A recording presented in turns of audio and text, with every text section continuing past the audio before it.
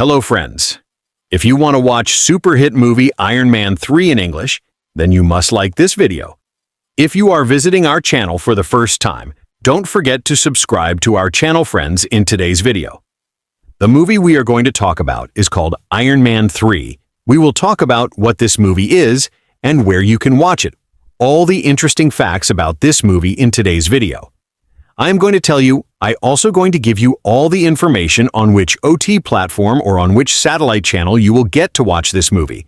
Also, we will talk in detail about the technical department, music department, pre-production filming, post-production, budget, box office, collection of this film. We will also talk about the story of this film, and I will also give you a small review of the story of this film. Apart from this, we will discuss about the facts of this film.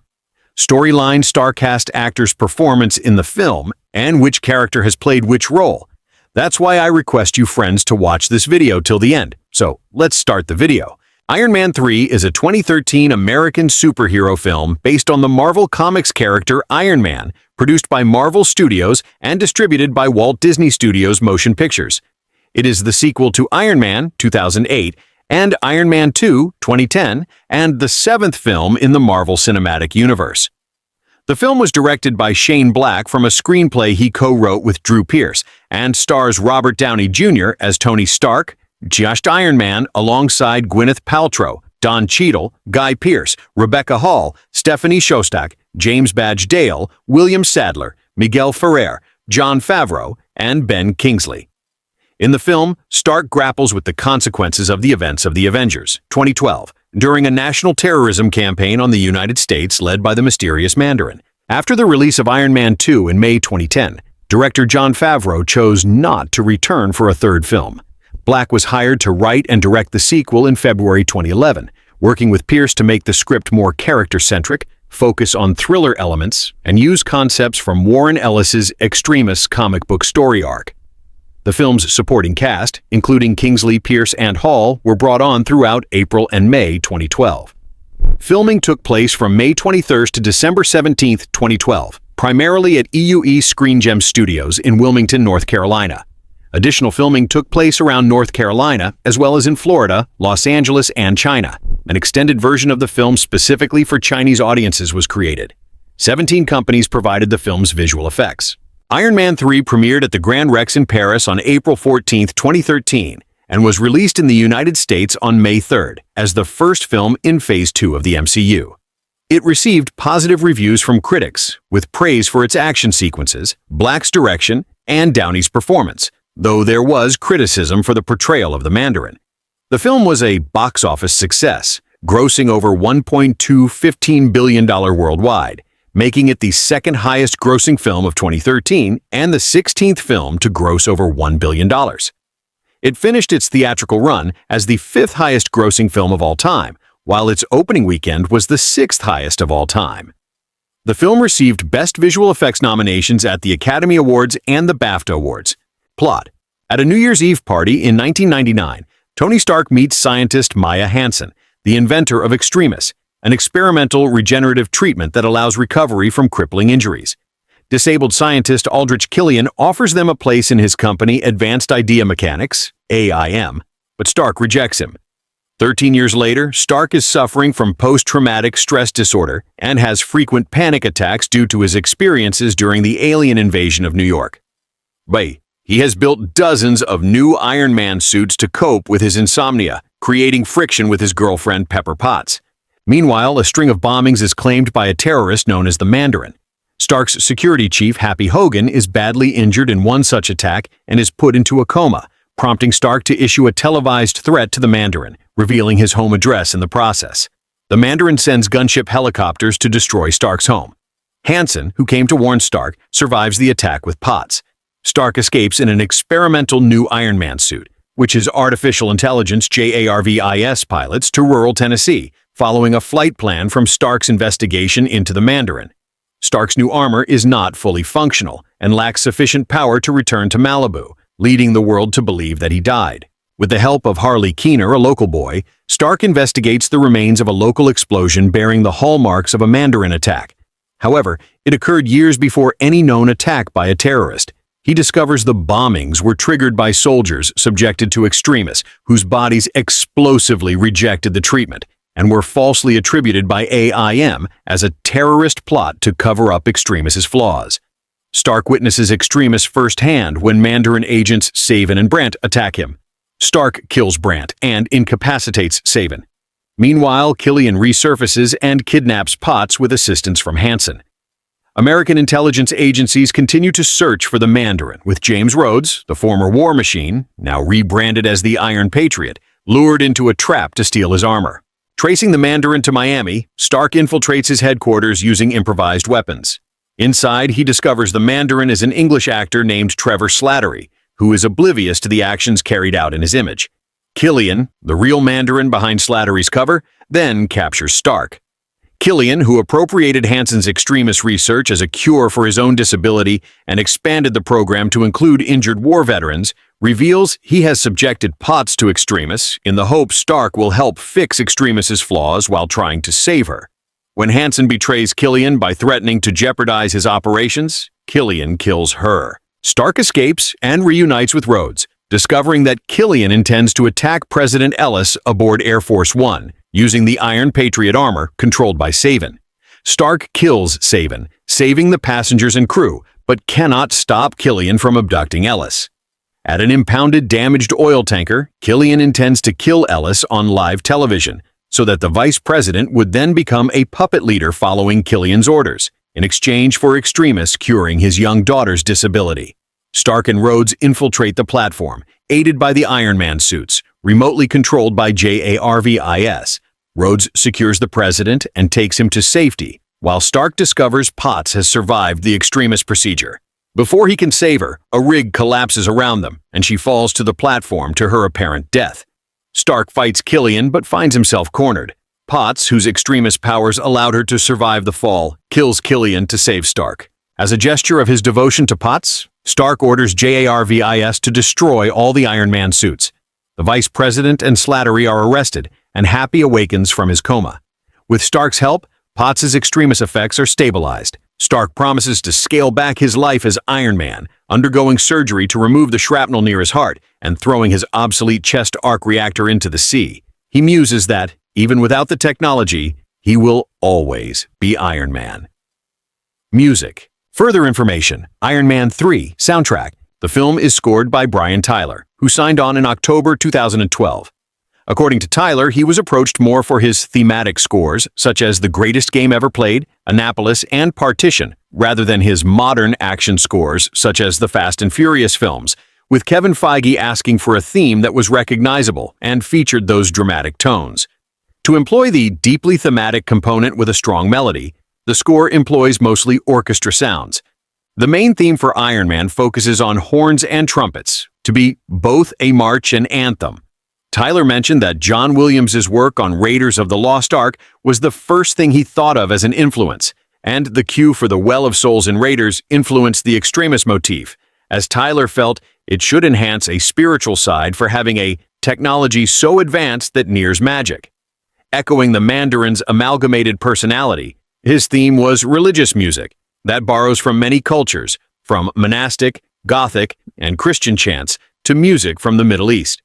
The score was recorded with the London Philharmonic Orchestra at Abbey Road Studios. Along with Tyler's soundtrack album, Hollywood Records released a concept album inspired by the film Heroes Fall.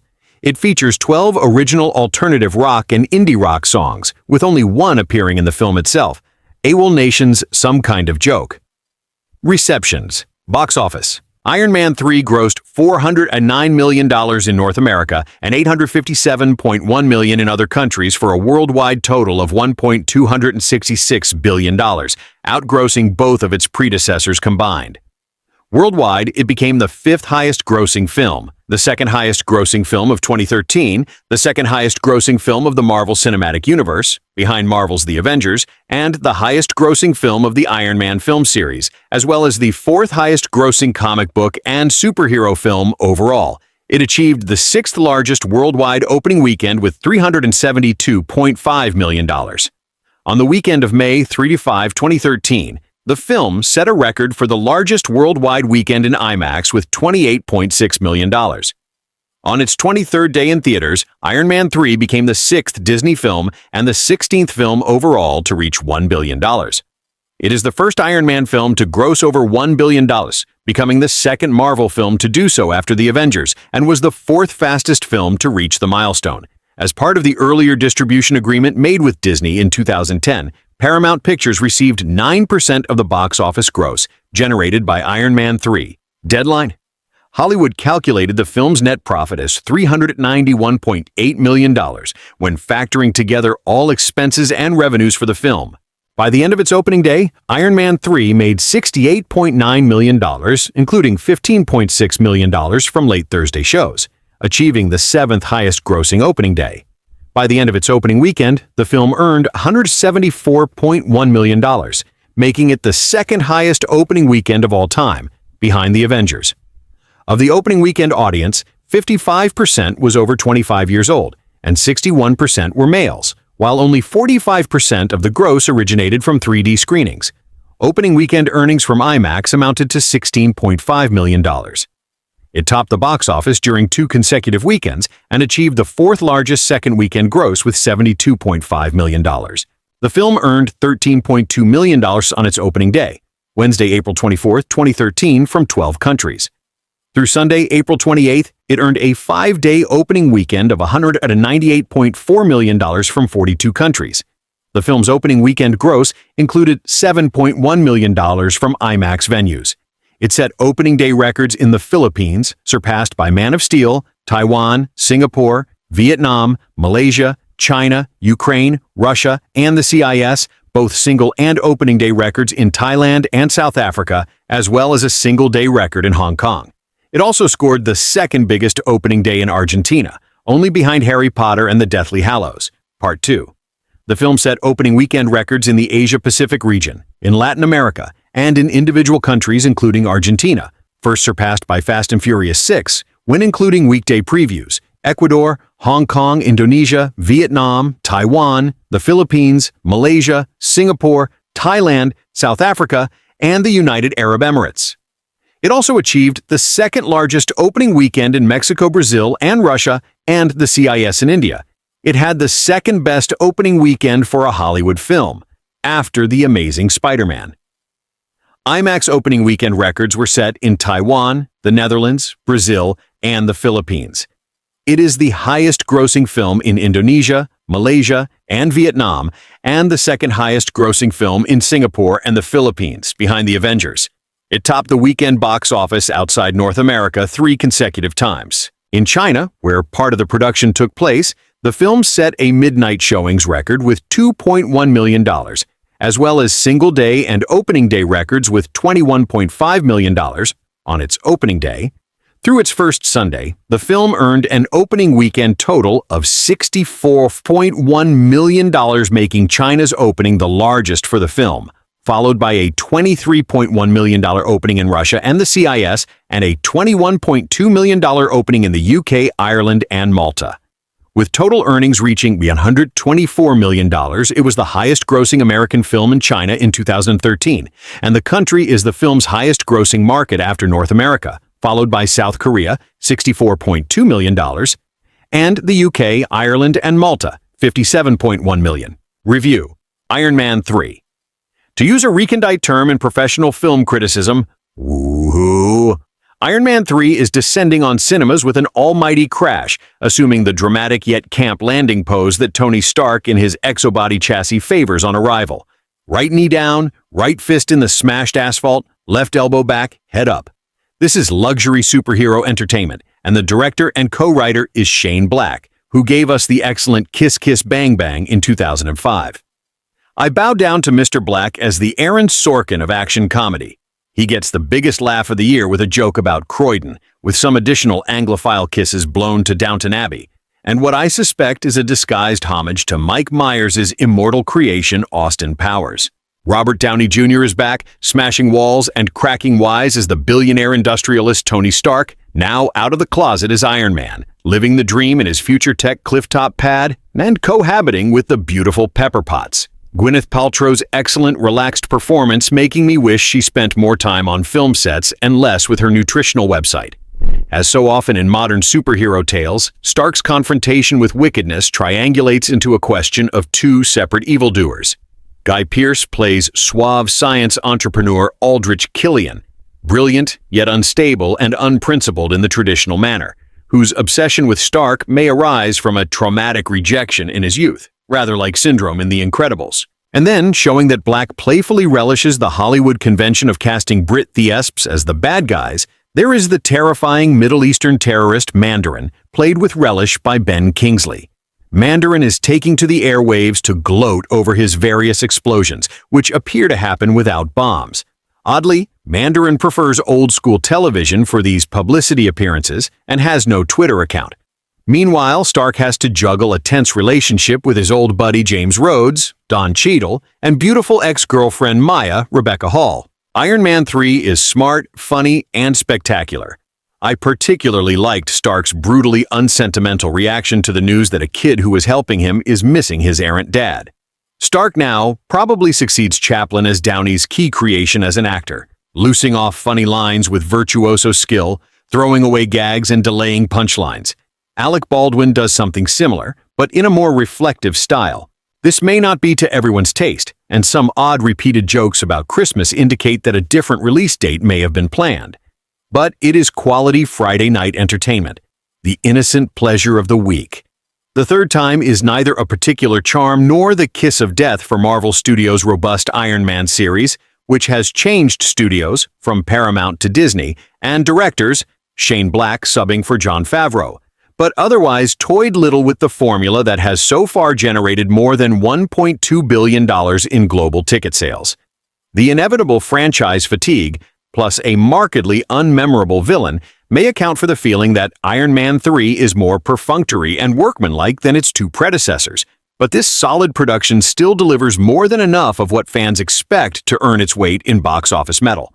Part of the rich appeal of the first Iron Man, 2008, came from the inspired casting of Robert Downey Jr., who brought loads of impish charisma and insouciance to the part of defense contractor turned iron-plated superhero Tony Stark.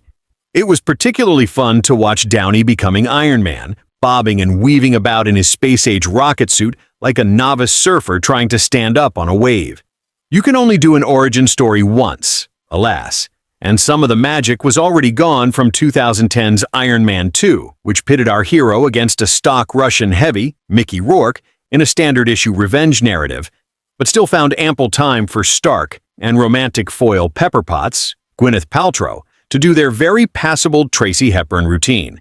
There was also a sly running commentary on the celebrification of American culture, and in Stark's effort to rid himself of the shrapnel slowly poisoning his body, a deft analog for Downey's own widely publicized battle with various forms of addiction. Most of that is absent at the start of Iron Man 3, which finds Stark in fine physical shape, if a bit mentally unhinged from the events of The Avengers, and living in relative domestic bliss with the comely Ms. Potts, all of which leaves little for Black and co-screenwriter Drew Pearce to do other than summon up the latest villain from the Marvel dugout, a bearded Bin Laden-esque baddie who calls himself the Mandarin, Ben Kingsley, and who claims credit for a series of terror bombings, one of which, a frightening attack in front of Hollywood's historic Chinese theater, has landed Stark security honcho Happy, Favreau, in a coma.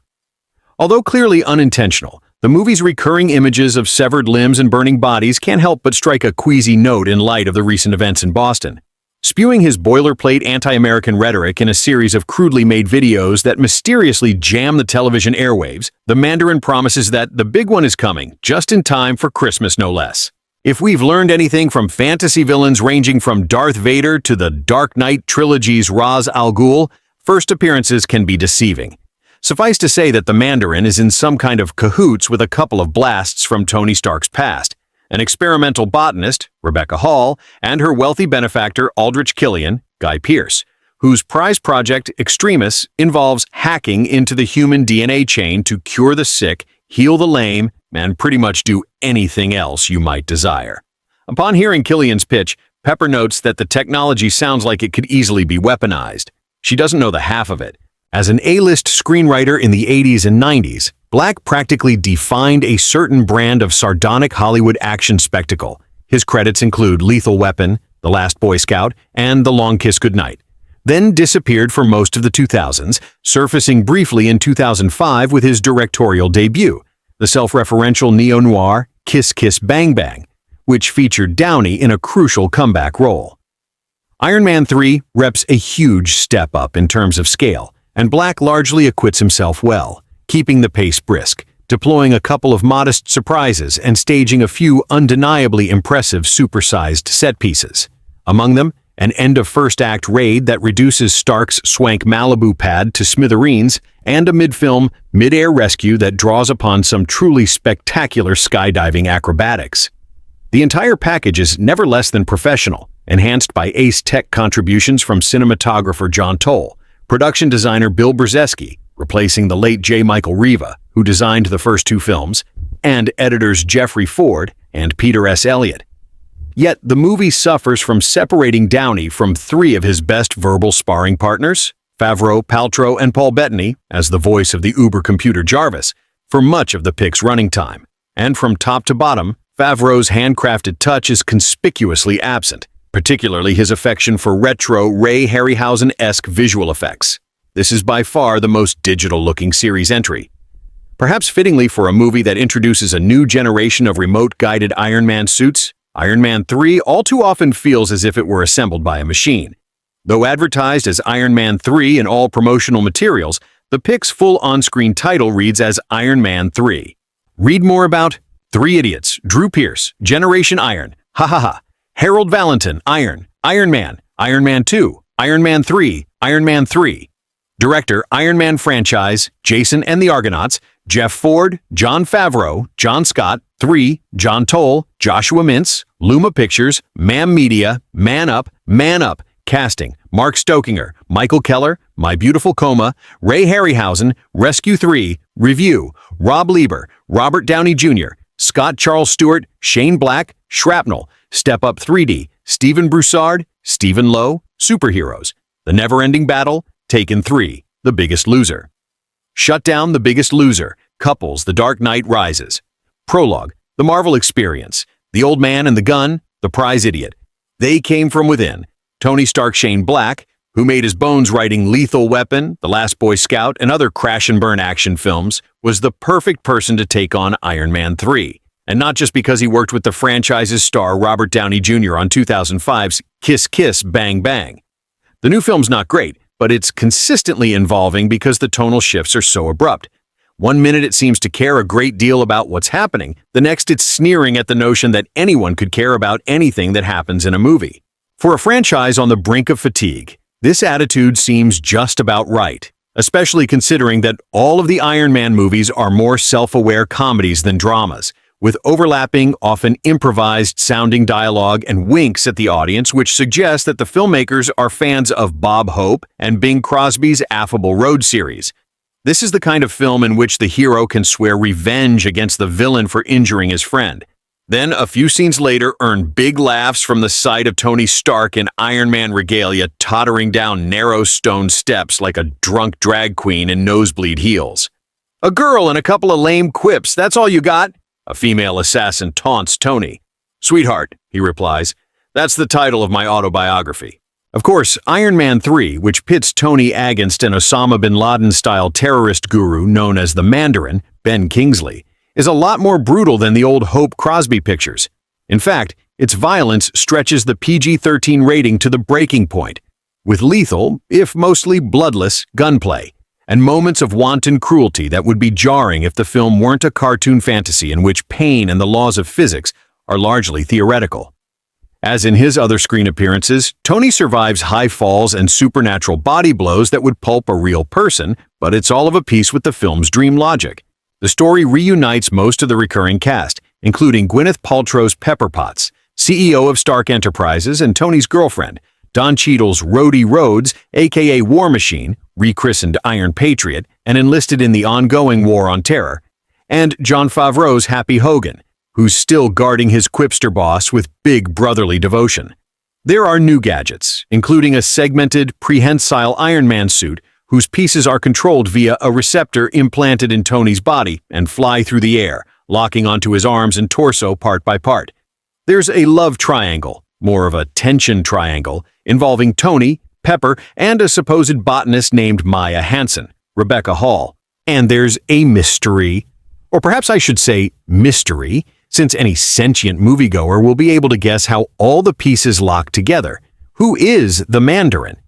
What does he have to do with the dashing, charismatic entrepreneur scientist Aldrich Killian, Guy Pearce, who wants to sell Stark Industries a metabolizing substance called extremis, which can create new limbs and heal sick bodies, but has certain, side effects? How does Maya fit into all of this? Can the combined forces of the U.S. military and Stark Industries stop the Mandarin from bombing us into oblivion? Barring that, can they at least prevent him from simultaneously interrupting every broadcast in North America with his sermons on the moral failures of military-industrial capitalism? His sentiments are warmed over Noam Chomsky, but they're brilliantly edited, with flash cuts of terrorists training and stuff blowing up. Unlike bin Laden, the Mandarin knows it's not enough to stand in front of a camera and rant. The images need to sizzle, baby. Tony's adversaries are visually fresh, even though, with two notable exceptions, Black and his co-writer Drew Pearce haven't given them characters to play. They pass as regular people but can morph and reform like the T-1000 in Terminator 2. Their core substance looks more like molten lava than molten steel, and their eyes glow a hellish crimson. During a fight with former Army Colonel turned Mandarin henchman Eric Savin, James Badge Dale chewing gum a lot, Tony mocks the bald, red-eyed assassin by calling him Westworld. Downey is as anti-sentimental and hilarious as ever. He's basically young Bob Hope with biceps, but from certain angles, he looks like a pumped-up Kevin Smith, and I found this distracting and eerie. As his best pal and partner in biomechanical heroics, Cheadle has an easygoing authority and matches Downey quip for quip and gunshot for gunshot, like last time. He could carry his own comic book picture easily, but if it were as inconsequential as most Marvel projects, I'm not convinced that would be a great use of his talents. Paltrow is tough and endearing when she's on screen, which isn't often enough.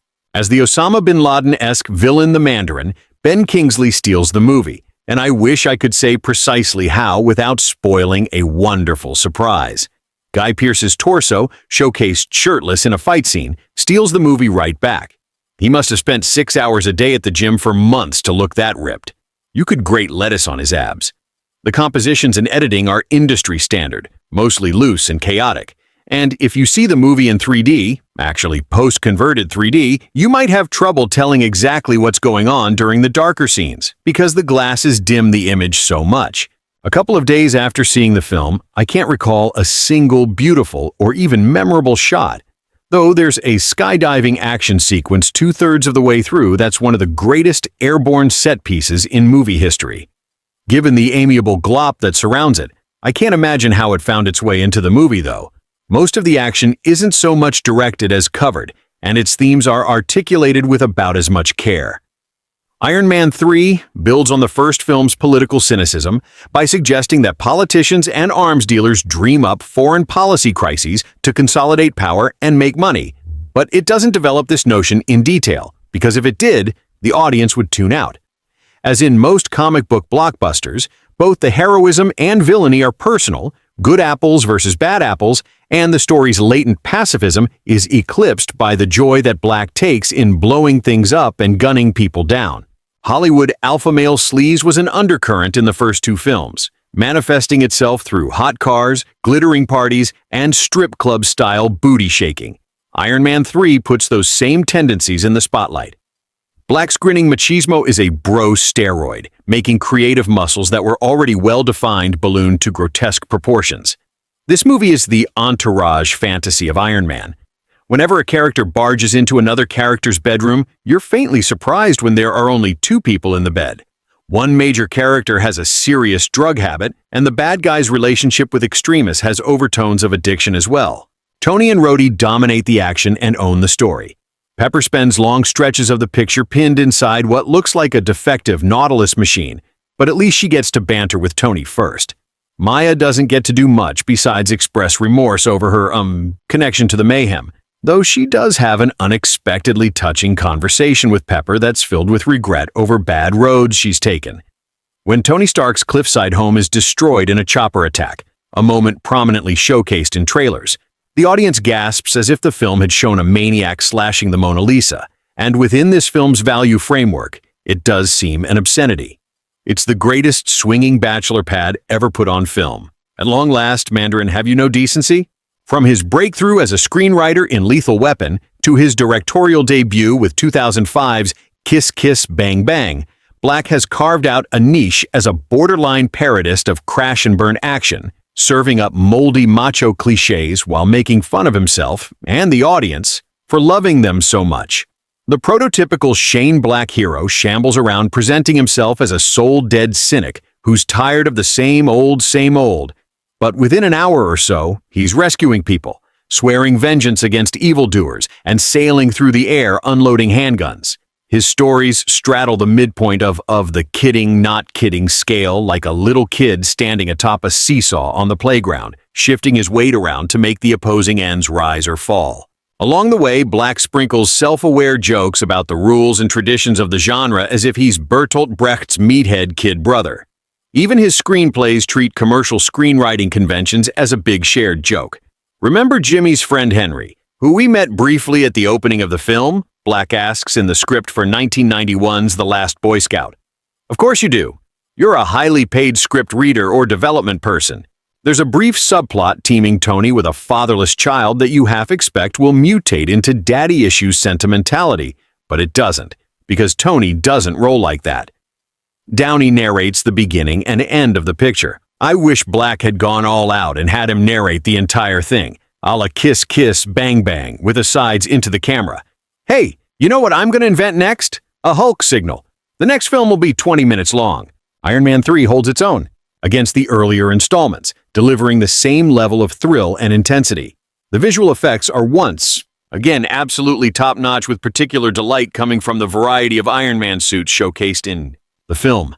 The performances all around are strong, and Downey once again carries the movie with charisma and energy. That said, I was never fully sold on the antagonist's powers. The concept of altering DNA to allow the body to superheat itself, melt metal, and yet remain unharmed felt like a stretch. As visually impressive as it looked, the logic was hard to swallow, especially when Aldridge's Killian guy, Pierce, literally breathed fire, which nearly made me turn the film off in frustration. Thankfully, I stayed because the rest of the movie is an exhilarating ride. If you enjoy action films or superhero adventures, this one is a must-watch. It has everything: explosive set pieces, sharp humor, meaningful character development, dazzling effects, and solid acting. Dazzling affecting. The superhero genre may be crowded and often disappointing, but Marvel usually manages to rise above with their knack for delivering crowd-pleasing spectacles that balance humor with spectacle. Iron Man 3 continues that tradition, striking a delicate balance between moments of darkness and levity, mixing fantasy with just enough real-world stakes to keep it grounded while still letting audiences escape into a larger-than-life story. The film manages to strike a fairly solid balance, offering a darker edge that still mixes in humor and a generally entertaining pace. Certain additions feel out of place, and the villains come across as though they were borrowed from an episode of The X-Files. Yet, when it comes to sheer action, spectacle, and thrills, the movie succeeds quite well.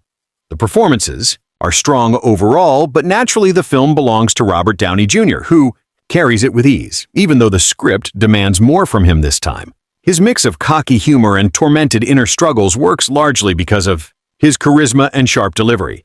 Gwyneth Paltrow is serviceable but doesn't get many moments to spark chemistry with Downey, while Guy Pearce is competent yet underutilized, never quite getting the development to fully validate his role. On the other hand, Ben Kingsley is a delight, showing versatility in the multiple directions he's asked to take. Rebecca Hall, Don Cheadle, James Badgedale, William Sadler, and Jon Favreau round out the supporting cast well. Although Favreau's presence feels somewhat expendable, at its core, this is still a summer blockbuster, so expectations should be set accordingly. But as such, it provides a well-rounded dose of entertainment with its darkened tone, solid effects, energetic set pieces, and comic relief all contributing. That said, Downey does deliver a downer of sorts here. The action is plentiful and extravagant, yet the story itself leaves much to be desired. The central plot introduces an Islamic-styled Chinese figure known as the Mandarin, leading audiences to believe in the existence of such a villain. But the eventual revelation by Aldrich Killian Guy Pearce falls flat, leaving me puzzled. The ruse involving Ben Kingsley had promise, but ultimately fizzled out, transforming the Mandarin into nothing more than a fiery, heat-driven foe whose powers came across as underwhelming in retrospect.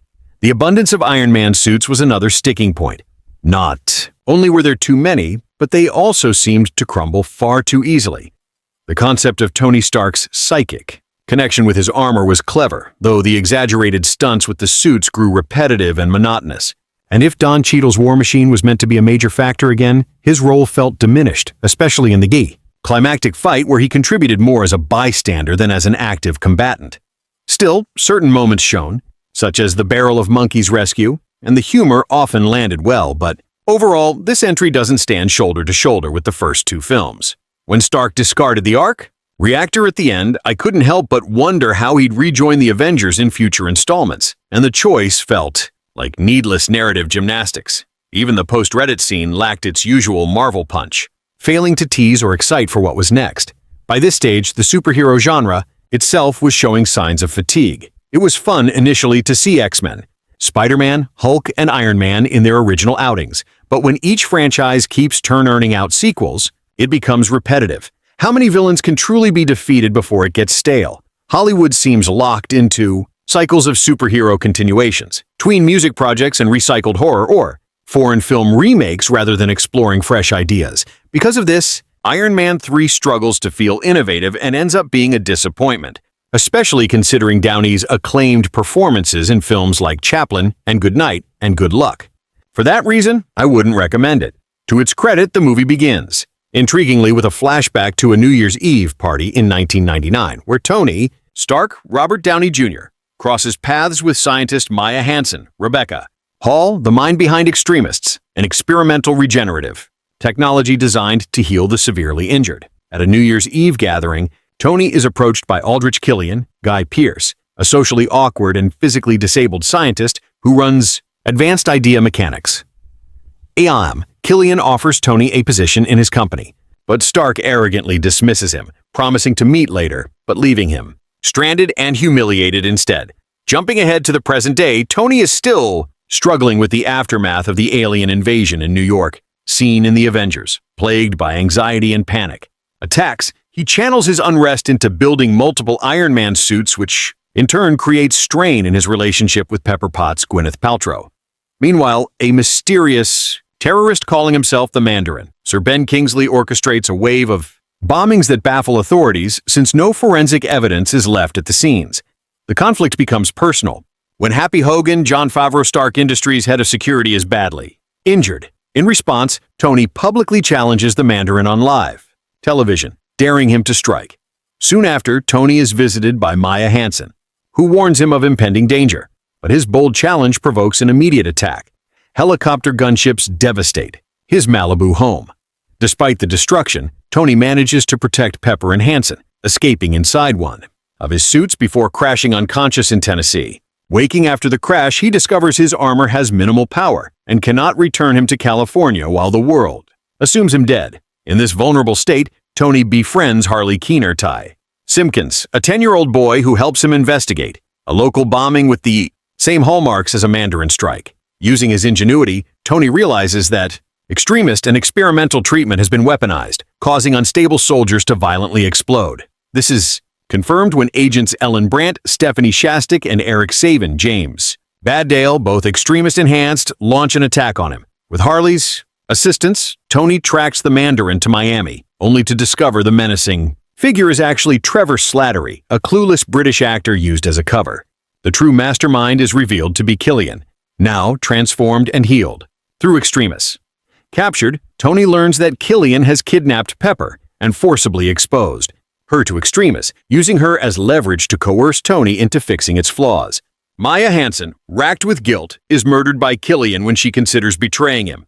At the same time, Colonel James Rhodes, Don Cheadle, formerly War Machine and now dubbed Iron Patriot, falls into a trap, losing his armor to Killian's forces. Tony escapes and reunites with Rhodes, realizing Killian's plan involves hijacking the Iron Patriot suit to abduct President Ellis William Sadler aboard Air Force One, the two rush to stop him, leading to a climactic showdown at a damaged oil tanker where Killian has set up his base. As hordes of extremist soldiers attack, Tony unleashes his entire fleet of Iron Man suits remotely controlled by Jarvis, voiced by Paul Bettany, creating a spectacular aerial battle.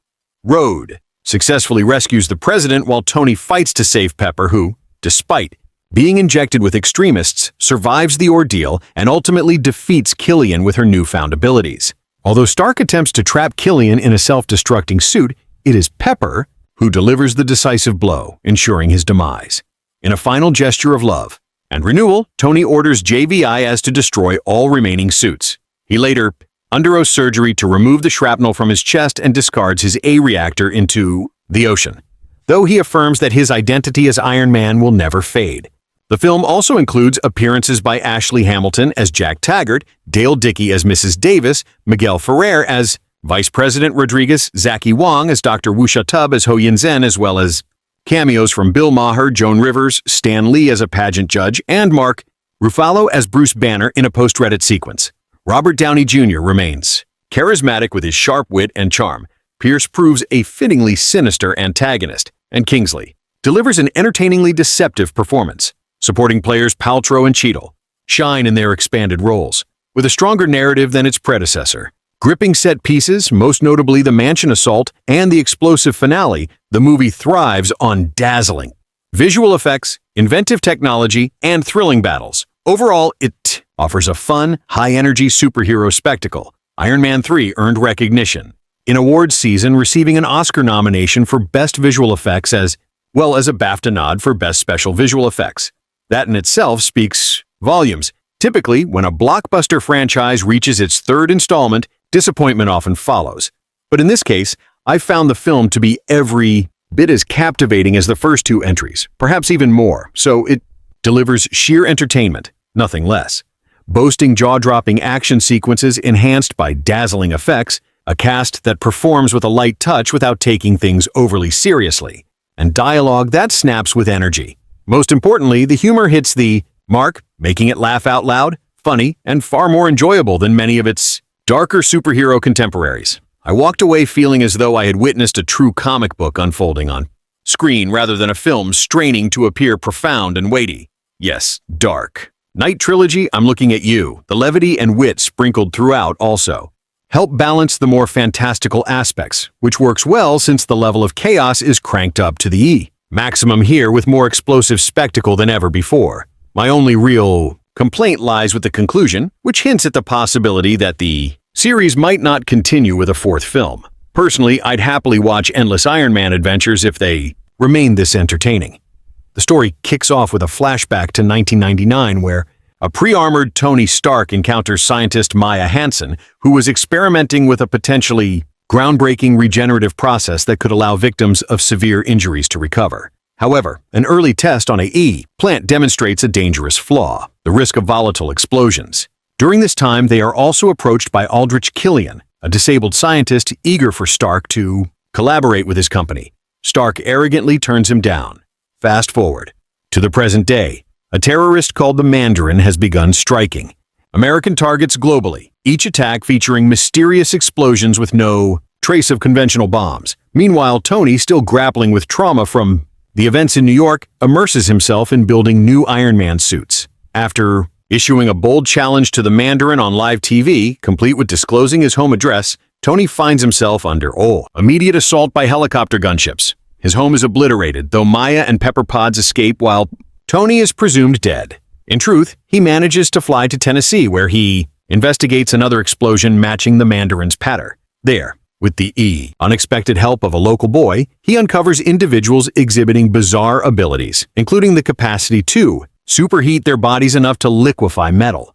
Eventually, it becomes clear that Killian is the true mastermind behind the Mandarin facade, plotting even greater schemes. As a continuation of the Iron Man saga, the film stands strong as a third chapter. While it ties back to the Avengers through references to the events in New York, viewers unfamiliar with that movie may feel slightly out of the loop, needing to accept that Stark is plagued with PTS-like symptoms from an unspecified disaster. Having not read the original comics, I cannot compare it to the source material, but I felt the characters were well realized. Ben Kingsley shines as the Mandarin, and the twist regarding his identity was particularly entertaining. Guy Pearce delivers a solid turn as Killian, though his arc follows a somewhat predictable scorned scientist turned villain. Trajectory. Rebecca Hall's portrayal of Maya adds some grounded humanity, while the returning cast, Robert Downey Jr., Gwyneth Paltrow, and Don Cheadle bring their usual charisma and reliability. The narrative provides ample justification for thrilling set pieces, all executed with first-rate visual effects. There are a few weaker beats I could have done without Tony relying on a child for assistance. But overall, this is an energetic and highly enjoyable superhero outing that fans of the franchise should find rewarding. That said, here is where my opinion splits. While I personally enjoyed much of it, I also feel fatigued with Marvel movies overall. They've begun to feel repetitive, blurring into one another, like white noise. At this stage, they resemble popcorn, cinema flashy and appealing on the surface, but ultimately insubstantial. Too often, they appear rushed out of the studio conveyor belt, lacking the heart or originality that might have elevated them beyond the formula. Plenty of well-known stars show up in these blockbusters, mostly for the paycheck. It seems like easy work, really.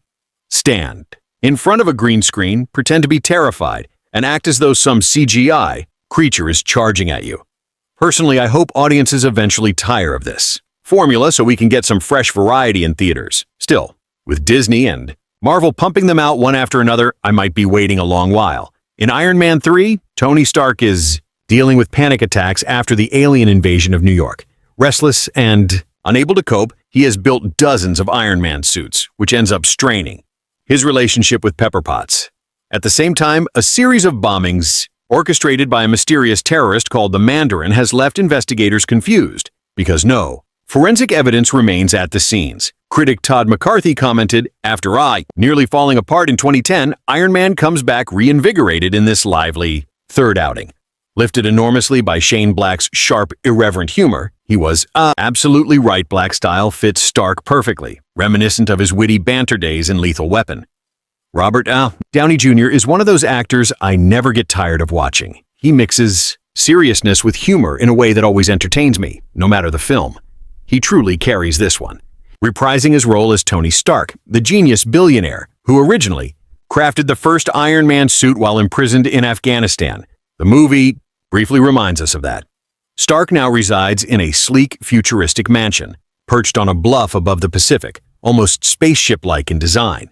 This setting becomes crucial because after Stark rashly challenges his enemies and foolishly reveals his bad address, his home is spectacularly destroyed in one of the film's most dramatic moments.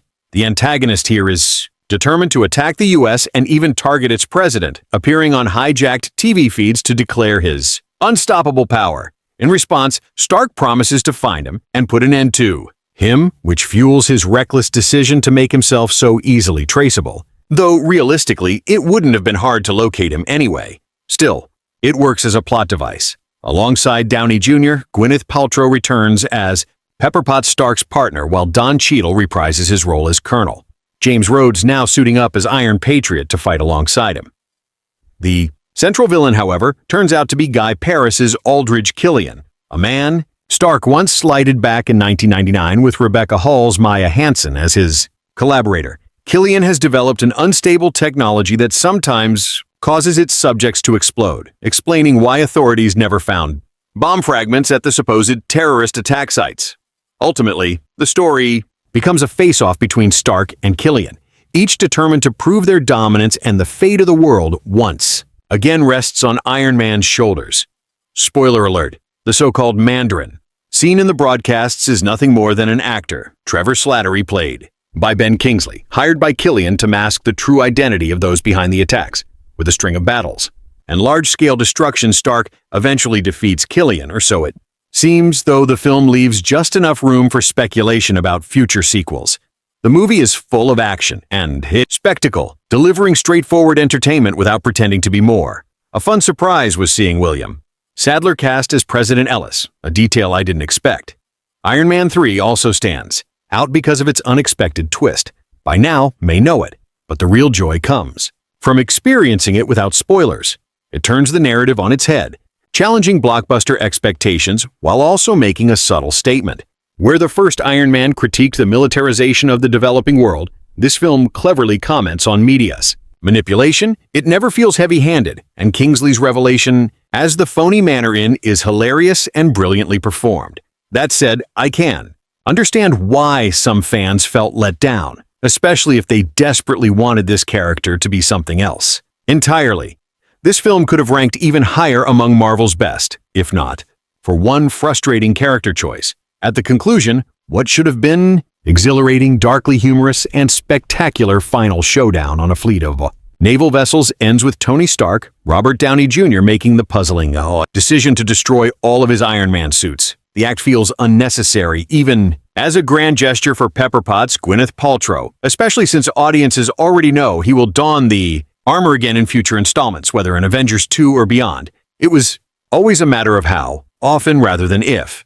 Nevertheless, aside from this strange note, the movie stands as a fun, daring summer blockbuster. Ben Kingsley alone makes that clear. It always keeps its heart in the right place. Stark goes up against daunting threats in both the Mandarin and Guy Pearce's Killian, yet never misses an opportunity for sarcasm, witty self-awareness, or a sly remark. While Shane Black's direction ensures the mix of action, comedy, suspense, and spectacle remains sharp and coherent, Downey, as always, delivers a commanding performance, fully inhabiting Stark's conflicts with trademark bravado. It was the only major summer release that I was compelled to watch more than once, despite trying again with another massive spectacle, which I'll mention later. When I saw Iron Man 3 with my friend who worked at the theater and his family, I had only seen the first film. So perhaps my lack of familiarity with the second made some character dynamics harder to follow. Even so, I thoroughly enjoyed the action sequences, the humor sprinkled throughout, and the twists involving certain villains as well as Pepper Potts' arc.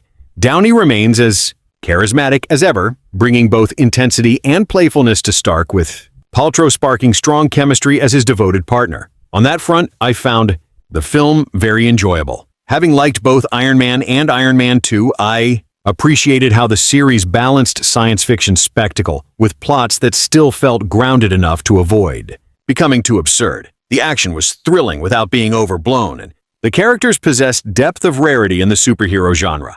Snappy dialogue, strong performances, and witty energy were present here as well, perhaps even more so than before. This time, Stark's vulnerability came to the forefront in a way unseen in the first two films.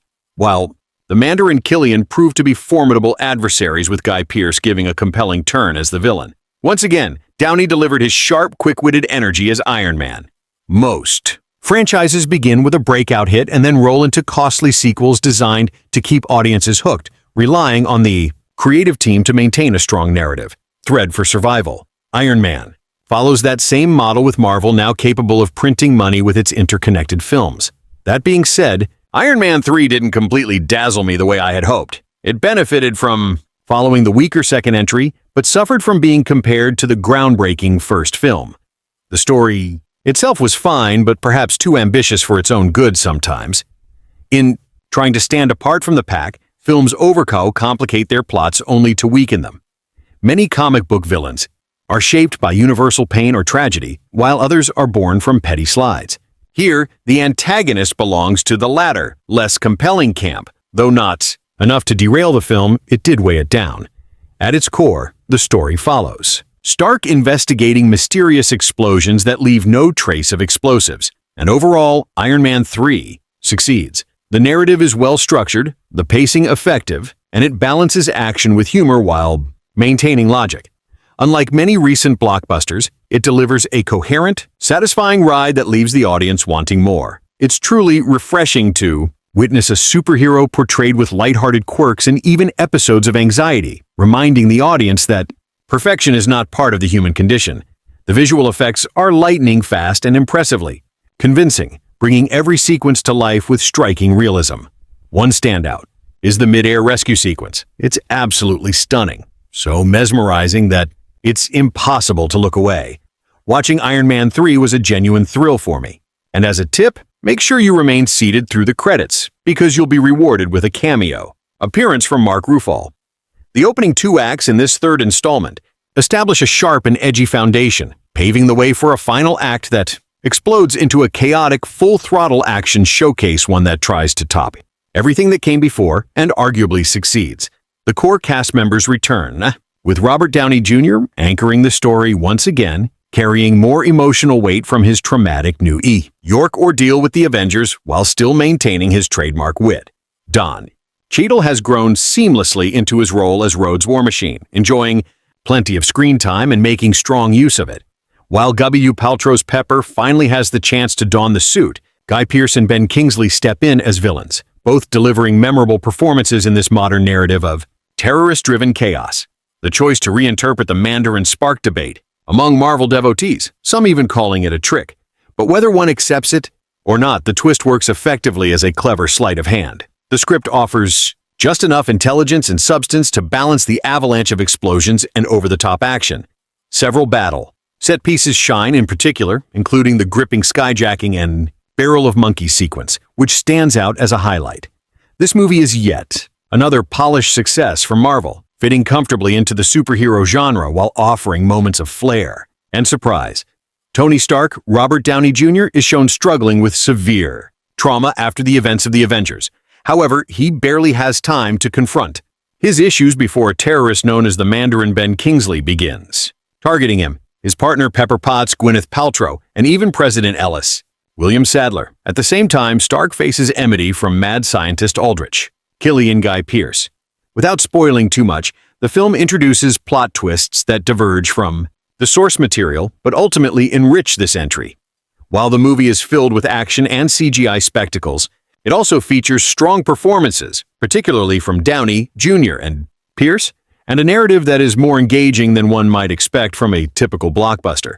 Still, I recommend viewers first watch the Avengers or the earlier Iron Man films to maintain continuity, although Iron Man 3 can certainly stand on its own. For me, this sequel improves upon its predecessors and earns a higher rating. I'm also struck by how long Downey has kept with the role. Eventually, an actor with enough wealth and artistic ambition will want to move on, and he has suggested this may be his last outing something. I believe what we see here is a star exiting on his own terms, resulting in a film that feels sharper and more confident, far superior to the earlier installments and leagues ahead of most Marvel offerings. Downey dismissed the original director and brought in Shane Black, with whom he worked on Kiss Kiss Bang Bang. That film successfully balanced noir detective storytelling with self-satire, and elements of that style carry over here. Since superhero films are rarely taken seriously outside of children's audiences, the trick is to find a space between the fictional world on screen and the perspective of viewers.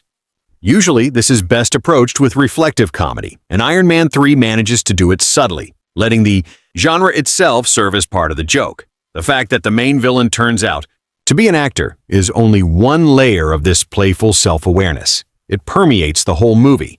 Black also shifted the formula, allowing Pepper to have her own kick-ass moments instead of just being the damsel in distress. And on top of that, the special effects team changed, bringing in Weta, which gave the film more spatial imagination and adventurous flair instead of the hollow spectacle audiences had grown used to. The final result is a movie filled with fun and energy. Sure, there are still illogical or dull patches, but they are different in nature than those seen in typical Marvel fare, and the shift itself feels fresh and deliberate. If Downey does indeed leave the franchise after this, he will have gone out with dignity, showing mastery over his character and the film's direction. For that, I applaud him. Iron Man as a superhero film was always destined to be an instant classic, and this installment proves it still deserves that status. While Iron Man 2 turned out to be somewhat messy, its successor, Iron Man 3, rises above that uneven outing. It doesn't quite surpass the original film, but it still stands as an impressive entry in the series. The storyline is straightforward to follow, with antagonists who prove especially dangerous, armed with a hidden advantage that initially allows them to overwhelm the hero, serving not only as a continuation of Iron Man 2, but also a follow-up to the Avengers. This installment brings back the familiar faces from the previous movie. Jon Favreau's Happy Hogan returns, as does Don Cheadle's Colonel James Rhodey Rhodes, who now dons his own armored suit under the moniker Iron Patriot. Only one Avenger shows up in a cameo, but you'll need to wait through the credits to see him. Meanwhile, neither Samuel L. Jackson's, Nick Fury, nor Scarlett Johansson's Black Widow appear in this third chapter. Having directed the first two, Films, Favreau hands the reins to Shane Black.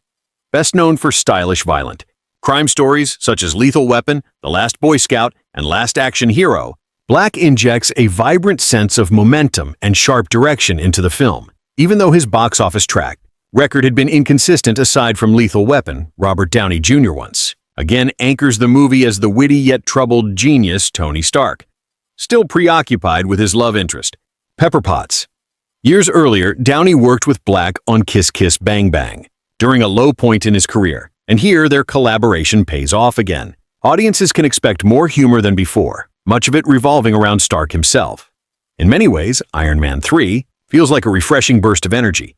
Downey shines in scenes outside the irony. Man armor, giving one of his strongest portrayals of the billionaire inventor, taking place after the climactic New York battle of the Avengers. The film references those events, but doesn't expand on them. Aside from showing Stark plagued by anxiety and panic attacks, humanizing flaws that make him more relatable. Despite his struggles, he never hesitates to step up as a hero. This time, there's no foolish character, like Justin Hammer from Iron Man 2, nor does the finale devolve into a clash of armored figures. Instead, the story echoes elements of The Amazing Spider-Man 2012, where Dr. Kurt Connor sought to regrow lost limbs. Here, the villains pursue a variation of that idea. Maya Hansen, a scientist and former Flame of Starks, played by Rebecca Hall, has created plants capable of regenerating severe parts. Aldrich Killian, portrayed by Guy Pearce, heads the think tank AIM Advanced Idea Mechanics and later recruits Hansen after Stark dismisses her. Yet both pale compared to the prime adversary, the Mandarin, a chilling Osama bin Laden-style figure performed by Ben Kingsley, who hijacks airwaves with ominous threats while deploying suicide bombers.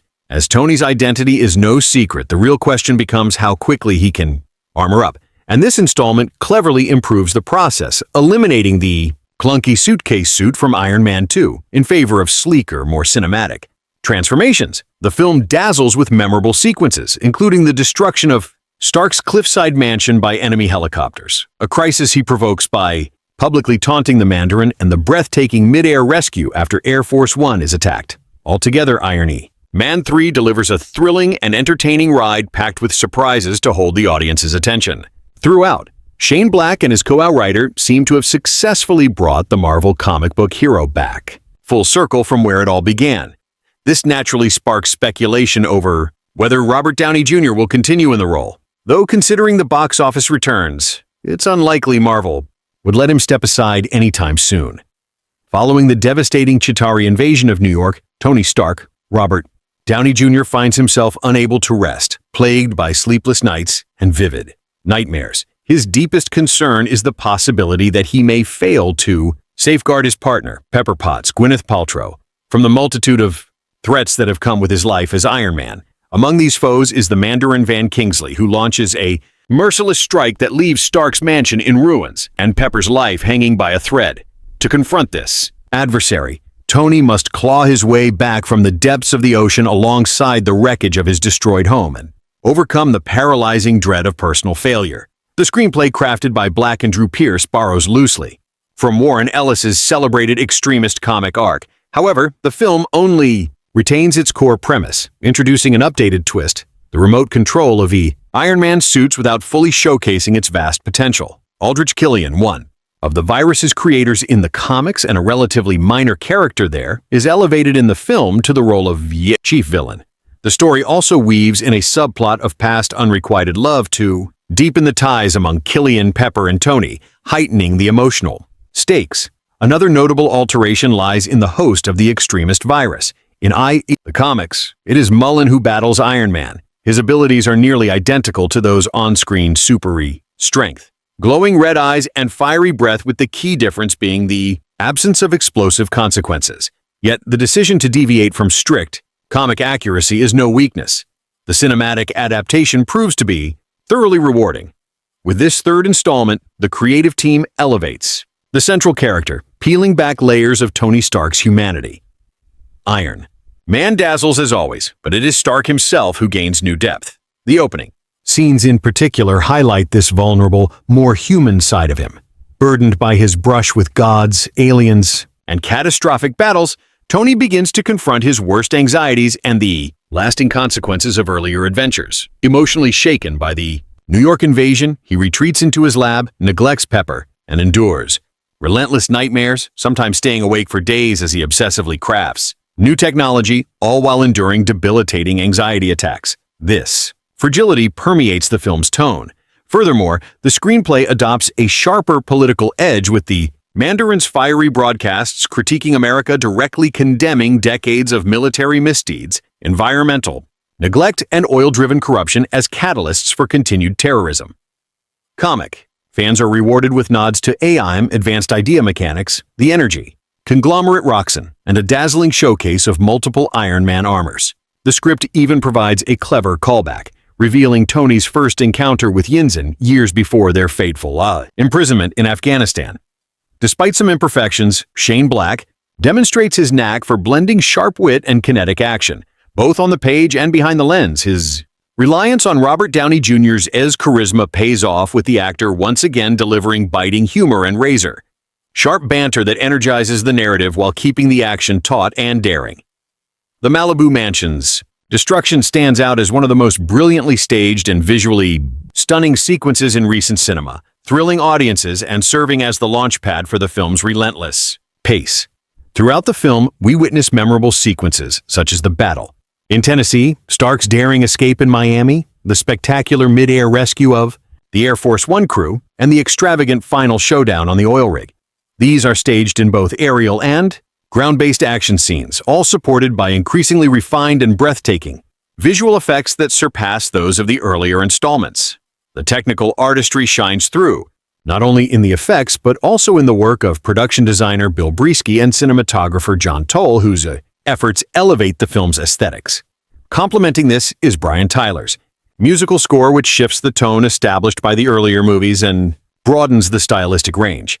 While not groundbreaking in its instrumental approach, the soundtrack is still highly effective, injecting urgency and emotion into the action sequences. Editors Peters, S. Elliott, and Jeffrey Ford also deserve praise for crafting a 2-hour runtime that feels brisk and engaging thanks to a well-calibrated pace that avoids inconsistency. Iron Man 3 ultimately serves as a thrilling kickoff to Marvel's second phase. Despite its imperfections, the film delivers exactly what longtime followers of the character anticipate: an entertaining blend of sharp humor and explosive action, skillfully interspersed at the right narrative moments. Coming off the monumental success of The Avengers, expectations were immense for subsequent releases, and this entry does not disappoint. Its witty sarcasm, balanced pacing, and forward momentum in Tony Stark's storyline set the stage for impactful developments in later films while ensuring the enjoyment of audiences across all age groups. From the outset, however, it was clear that die-hard fans might not embrace every change. This is typical when Hollywood diverges from original comic arcs in pursuit of broader box office appeal. While I acknowledge certain shortcomings, I found this version of Stark's journey to be a refreshing twist. Shane Black, tasked with directing and co-writing, brought his trademark knack for sharp, witty dialogue seen in works like Lethal Weapon and Kiss Kiss Bang Bang. Though his directorial resume was relatively light, with his last major project being KKB 5 years prior, what has always distinguished this franchise, in my view, is Robert Downey Jr.'s charismatic embodiment of Tony Stark, a fast-talking, wisecracking genius, billionaire constantly wrestling with questions of identity. Black strips the character down and has him rebuild from scratch, allowing the story to refocus squarely on Stark himself. Of course, many viewers primarily flock to these films for the bombastic special effects and formidable villains, and here those expectations are met in abundance. The destruction of Stark's Malibu mansion, teased in the trailers, plays out as a riveting centerpiece on the big screen. The seemingly endless array of Iron Man suits, especially in the fireworks, like finale, creates both awe and sensory overload, akin to a grand independence day display that dazzles and overwhelms simultaneously. As for antagonists, the Mandarin stands out as one of Iron Man's fiercest comic book foes. Ben Kingsley's interpretation is gleefully entertaining, though bound to polarize purists. Gaye says Aldrich. Killian also impresses as the once-overlooked genius turned vengeful mastermind whose vendetta against Stark originates in a flashback encounter. Rather than fixating on controversies, I prefer to celebrate the elements of fun, which is clearly the direction Marvel and Black aimed for. With Jon Favreau Stepping aside from directing duties after helming the first two installments, he takes on a more visible role as Stark Industries security chief, adding touches of comic relief. Gwyneth Paltrow's Pepper Potts is finally given a more active part beyond her usual exasperated reactions, though she retains moments of vulnerability. Downey reprises his role as Colruy's, now rebranded as Iron Patriot, though much of his presence feels like setup for future adventures. Rebecca Hall contributes as a brilliant scientist whose questionable choices lead her astray. Altogether, the ensemble ensures a mix of humor, drama, and spectacle that keeps the franchise lively and engaging. Ty Simpkins steps into the role of Harley, a small-town boy who becomes an unexpected ally to Stark when he is at his lowest. Alongside him, James Badale, Miguel Ferrer, William Sadler, and Dale Dickey all deliver memorable performances. Yet this highlights what could arguably be the film's central flaw. The movie dazzles with enormous set pieces, a cast filled with talent and snappy, humorous dialogue, but perhaps to the point of excess. Guy Pearce's role feels disappointingly shallow, leaving his background and real drive barely explored. Harley, too, is underused, even though the character clearly had potential for more depth. Miguel Ferrer, usually a commanding presence, seems to have lost his strongest scenes in the editing room. One standout moment comes in a sequence featuring Ben Kingsley, Don Cheadle, and Robert Downey Jr., which shines because it allows us to truly glimpse their personalities, something far more rewarding than yet another big explosion. The film showers the audience with non-stop action, leans heavily on Stark himself while offering too little of Iron Man for some fans, introduces a subplot on Stark's anxiety. That isn't entirely convincing and wastes the chance to turn Pierce into a top-tier villain. Even so, the movie remains enjoyable, and Robert Downey Jr. continues to embody Iron Man flawlessly. This third entry is more entertaining than the second, even if it has critics. And though some of their criticisms ring true, I was never disengaged and consistently entertained. Much of the controversy centers on how the film treated the Mandarin, one of Iron Man's greatest comic book foes. And I read about it beforehand. I might have disliked it, but seeing it unfold, I thought it was inventive and amusing. My main issue is how underwhelming Pierce's villain feels.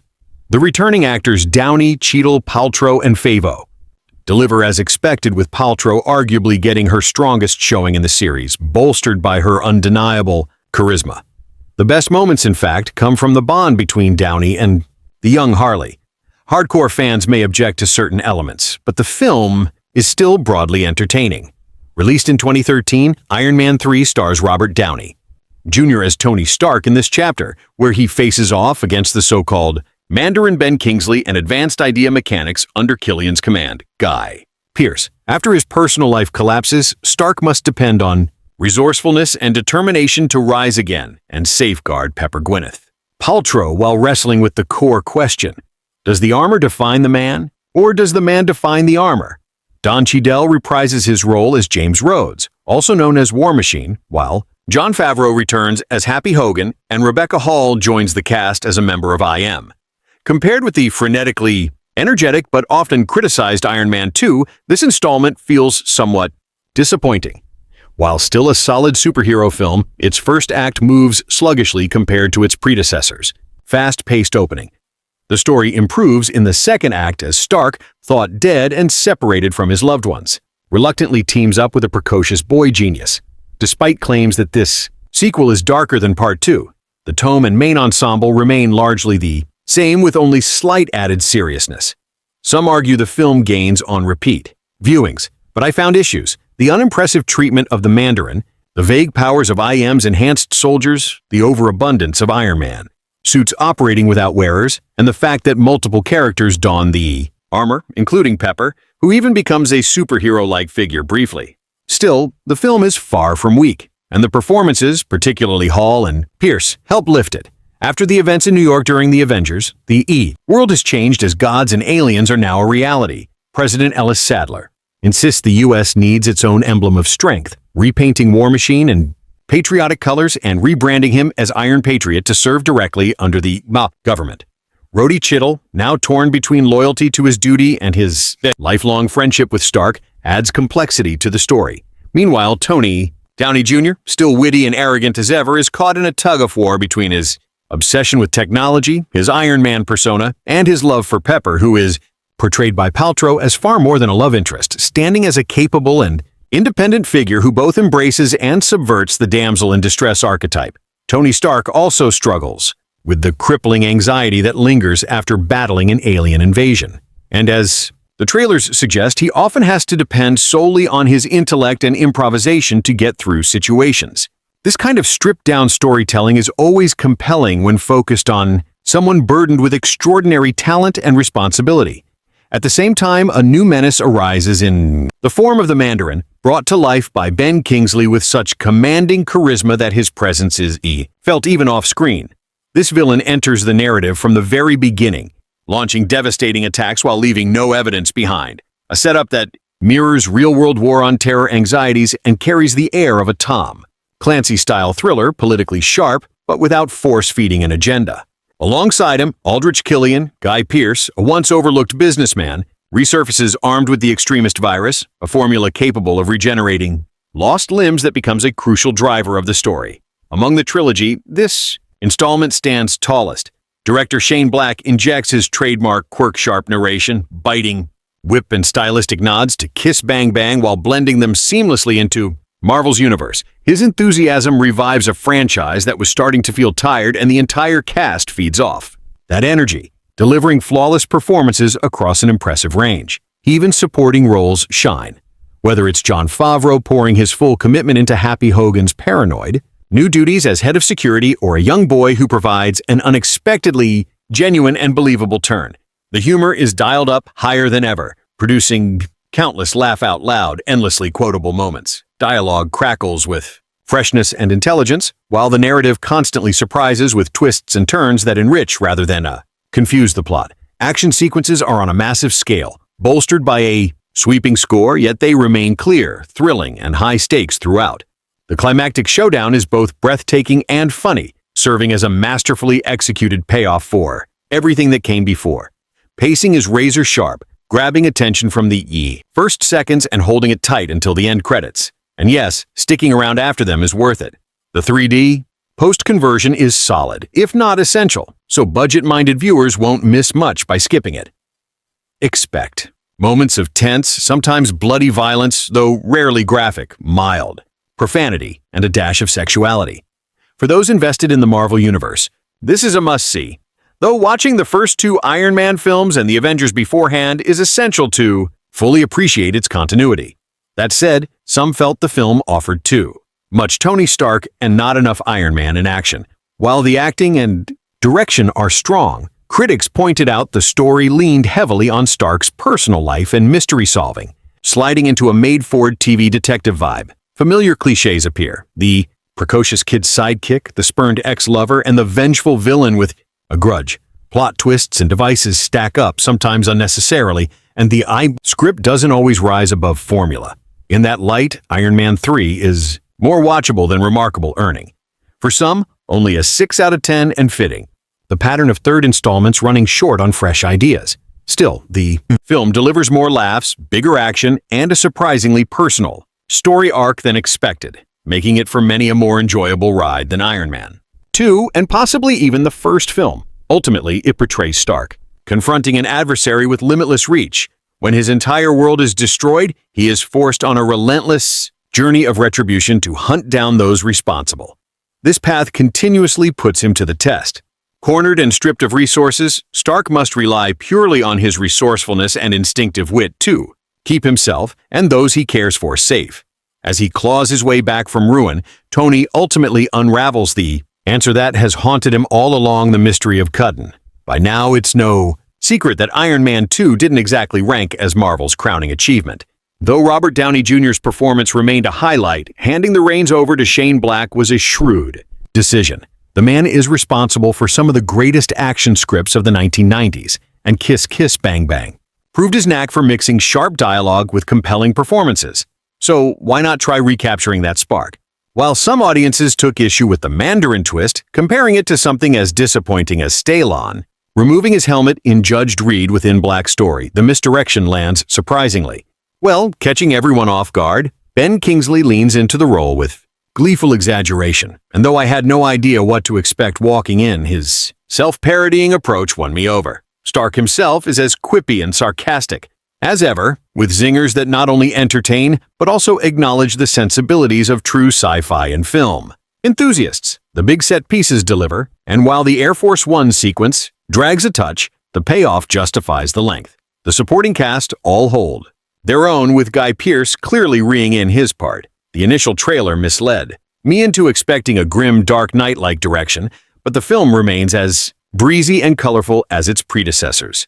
Maybe in a few years I'll look back less fondly, but for now it surpassed my expectations and was an absolute blast to watch. Iron Man 3 2013 ******, 1/2 stars, starring Robert Downey Jr., Gwyneth Paltrow, Don Cheadle, Guy Pearce, Rebecca Hall, Ben Kingsley, John Fervo, James Badale, Stephanie Shastek, William Sadler, Dale Dickey, Ty Simpkins, Miguel Ferrer, with Paul Bettany as the voice of Jarvis. The third chapter proves to be the charm in Marvel's unstoppable superhero saga, with Tony Stark, Downey, playing him with trademark flair, grappling with the fallout from the Avengers while fending off international terrorist the Mandarin Kingsley and a vengeful, brilliant bioengineer Aldrich. Killian Pearce, who also targets Pepper Potts. Paltrow finally getting a meteor role.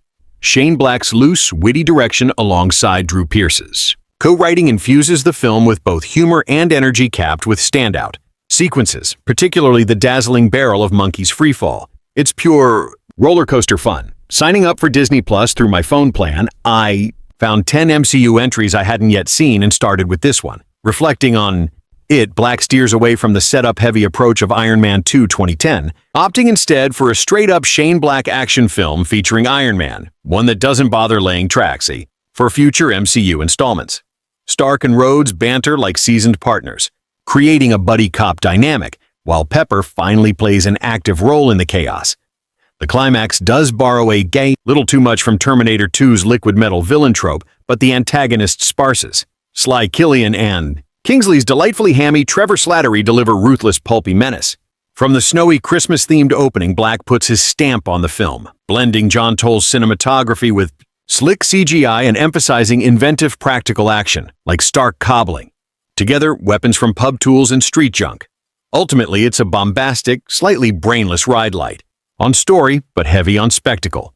Still, Gwyneth looks sharp in her white suit. Paris's fiery makeover entertains, and the destruction of the Malibu mansion is spectacular. The downside, Downey's non-stop quips fly so fast they sometimes drown themselves out. A handful of witty lines can be charming, but when nearly all of his dialogue is rapid-fire banter, it borders on exhausting. I never quite understood the whole red glowing explosive gimmick. It felt out of place, though at least it broke away from the standard Iron Man formula. The climax itself drags on far too long, full of repetitive clashes that add little to the overall story. I had a great time with the first two Iron Man films. They were slick, full of gadgetry, high energy, and often humorous. Casting Robert Downey Jr. was an inspired move, since he embodied not only the armored Avenger, but also the fast-talking, egotistical billionaire genius behind the suit. Sadly, this third entry falls flat. The storyline is scattered, with Guy Pearce turning in an overblown performance as a mutant-like villain reminiscent of a Terminator aiming to disgrace America by kidnapping the president while using the Mandarin has a front to spread fear through terror. Attacks clearly modeled on real-world figures like Bin Laden. The problem is that Iron Man spends much of the film without his armor, leaving him vulnerable even when War Machine, rebranded as Iron Patriot, joins in, so the chaotic final showdown only pushes him to his limits. Where does it go wrong? For starters, the film keeps Tony mostly out of his suit, though an army of prototypes eventually shows up, which makes one wonder if Downey wanted more. FaceTime without the mask. The constant suit-on-suit-off trickery becomes tiresome, and the banter inside the armor, now double between two heroes, quickly grates. The supposed epic conclusion ends up feeling more like a letdown. Ben Kingsley's Mandarin twist, portrayed in Wizard of Oz fashion, undermines the menace of the character, while Gwyneth Paltrow's Pepper Potts has by now become more annoying than endearing. Worst of all are two awkward panders to comic fans and mainstream viewers alike. One involving Tony and painfully unfunny scenes with a precocious kid, and another with a clumsy encounter with a geeky adult fan. Add to this a relentless, blaring rock soundtrack, and the result feels like a hollow, badly written and lazily shot blockbuster that doesn't inspire confidence for future sequels. Ironically, if the second Iron Man film represented Marvel just before discovering their winning formula, this third film marked them striking gold, being the first after the Avengers, and the launch of Phase 2, it delivers a more substantial follow-up than the shaky second installment. Now recognized as Earth's defender, Tony Stark, Downey suffers from the trauma of New York, plagued by panic attacks, yet still challenges the terrorist Mandarin Kingsley. When that confrontation backfires and Tony is left without his armor, he learns that he can still be a hero through ingenuity alone. Shane Black and Drew Pearce's script and direction give the movie its best. Qualities with witty dialogue and a clever, twisted narrative. Stark's panic attacks provide a surprisingly fresh angle that only the MCU's continuing storyline could explore. It's almost funny to recall how controversial the film's big twist was at release, given how Marvel has since redeemed the character. On rewatch, though, it doesn't quite hit the top-tier level I once expected. Don't get me wrong, it's visually dazzling, and the humor lands often, but it isn't quite in the same league as Winter Soldier, Civil War, or Thor, Ragnarok. Some choices like characters suddenly breathing fire feel over the top, and Aldrich Killian ends up feeling like a weaker version of Justin Hammer. Personally, I'm not even a die-hard comic fan, yet I can still appreciate a well-crafted superhero movie. Christopher Nolan's Batman trilogy proves how gripping such films can be despite small flaws. The first Iron Man was a pleasant surprise, and even the Spider-Man films I watched years ago were enjoyable, and honestly, gonna see The Avengers. Last year remains one of my most memorable and exciting cinema experiences. Walking out of Iron Man 3, I couldn't help but feel a sense of disappointment. Did I set my expectations too high? In some ways, yes, and in others, no. The trailer looked fantastic, and it really fueled my anticipation. Early critics were overwhelmingly positive, which only raised my hopes further.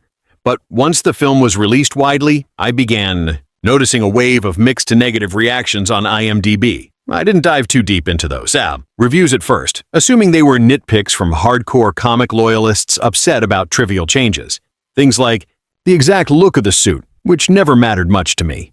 Unfortunately, I now find myself agreeing with those less favorable opinions because the movie left me feeling underwhelmed. And I'll do my best to explain why without revealing major spoilers for anyone who hasn't seen it yet. The biggest issue with Iron Man 3 lies in its confused tone and style. On one hand, this is easily the installment that tries hardest to inject humor. Yet, at the same time, it has been branded as the darkest of the trilogy, though that's more what others are saying than what I personally believe. I could see that the filmmakers were aiming for something edgier and more intense, but their efforts were undermined by an endless barrage of corny jokes. There are far too many gags scattered throughout, and not all of them land. Admittedly, some did make me laugh, but plenty of others felt awkward, misplaced, or downright forced. Because of this, genuine dramatic weight is missing. The film is simply too silly to ever feel suspenseful or tense. The lead character himself seems till realized he's in a goofy action comedy which makes him come across as invincible and detached. Unlike in Iron Man 2, where Tony was at least somewhat vulnerable and compelling in that fragility, here he barely flinches despite losing a lot as teased. In the trailer, crushing setbacks roll right off him as though they barely matter, which makes the stakes feel hollow. After all, both he and the audience know that Disney and Marvel would never truly endanger their golden goose. I understand that nothing permanently devastating will ever happen to Iron Man, but the character himself shouldn't also behave as if he's aware of this. A great protagonist becomes relatable when they genuinely struggle, and part of that requires a convincing villain. While the film acknowledges Tony's trauma from the Avengers, constantly reminding us he's haunted by those events, the movie never really makes us feel it. He continues strutting around in his suit, his strength unaffected, still boasting with the same cocky bravado. At one point, he even hands his address over to the Mandarin, practically inviting destruction to his doorstep, hardly the actions of someone broken or fearful. Being consistency gets worse when comparing this movie's humor to the Avengers. That film had plenty of jokes too, but its wit was cohesive and had Joss Whedon's distinct flow. Nearly every gag landed smoothly. In contrast, the humor in Iron Man 3 is scattershot, often falling flat and clashing with what was supposed to be a darker narrative. It reminded me more of an uneven Will Ferrell comedy, some moments working, many others failing. rather than the sharp, balanced tone of a Marvel epic. For me, one of the most important ingredients in making a hero compelling is putting them up against a truly despicable villain. A protagonist doesn't even need to be deeply layered if the antagonist is utterly detestable. Take the 2010 Japanese film Threatening Assassins as an example. Its villain is so vile that he uses a captive family, including children, as practice targets for archery. He's so revealing that when the climactic showdown finally arrives, the audience is fully invested in seeing him destroyed. That kind of intensity forces us to root for the heroes. Sadly, Iron Man 3 completely misses this opportunity. The villains, hero weak, disappointing, and lack the sheer menace needed to elevate the story or make us truly care about the outcome. Ben Kingsley feels completely squandered in the role of the Mandarin, a strange character who never really gets the confrontation with Iron Man that audiences were hoping for. Both the actor and the role are severely underused, which is frustrating. On top of that, the voice Kingsley adopts is utterly ridiculous. Was it intended to sound intimidating? If so, it misses the mark, coming across even more absurd than Bane's muffled tone in The Dark Knight Rises. The supposed central villain of the story doesn't even seem to have a solid reason for his actions. Sure, he's after money, influence, and domination, but his personal vendetta against Iron Man is thinly explained, and the justification we do receive feels disappointingly weak. And then there's the notorious twist, which struck me as flat out foolish. I disliked it immensely, and that's all I'll say on the matter. The movie's cast is strong on paper, yet poorly managed in execution, though Cheadle only appears briefly in the opening half and afterwards slips into the stereotypical role of Tony Stark's bland sidekick. Gwyneth Paltrow spends much of her time scolding Tony and is reduced to the cliché damsel in distress whenever the script demands it. Guy Pearce is serviceable, but nothing about his portrayal is memorable. Unfortunately for him, this film isn't going to push him onto Hollywood's elite roster. Robert Downey Jr., meanwhile, leaves me conflicted. He's charming, entertaining, and even when his jokes fall flat, his delivery makes them tolerable. Still, he's been stuck in the same character type across his recent films, and it's starting to wear thin. His range isn't tested much here, as Tony Stark insists he has changed, without actually showing much transformation. Downey is effective, no doubt, but I'd love to see him explore different roles again. His performance in Natural Born Killers comes to mind as a brilliant example of his talent outside the Marvel mold. Then there are the smaller issues, plot holes and odd inconsistencies that big Hollywood blockbusters often carry. These days, even excellent titles like The Avengers or The Dark Knight Rises had a few, but in Iron Man 3 they stand out. For instance, Tony outfits Pepper with one of his suits to protect her, yet later tells Rhodes he can't wear one because they're only built to fit Tony. An obvious contradiction.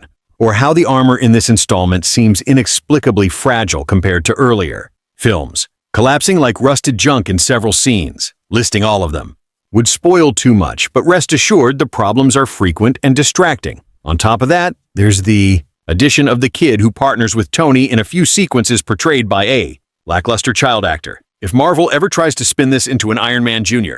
scenario, it will be beyond irritating. And the 3D presentation made matters worse. It was dreadful and unnecessary. You absolutely don't need to see the movie in 3D, and I strongly advise against it.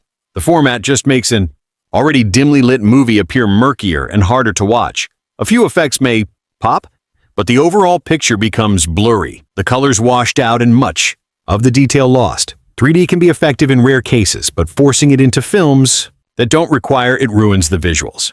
I watched Oblivion recently in 2D, and it was stunning. Rich colors, crisp details, and breathtaking scenery that achieve depth without any gimmicky effects. Whether or not you agree with my take on Iron Man 3, I think many will at least sympathize with my frustration toward the misuse of 3D technology. So, those are the bulk of the negatives.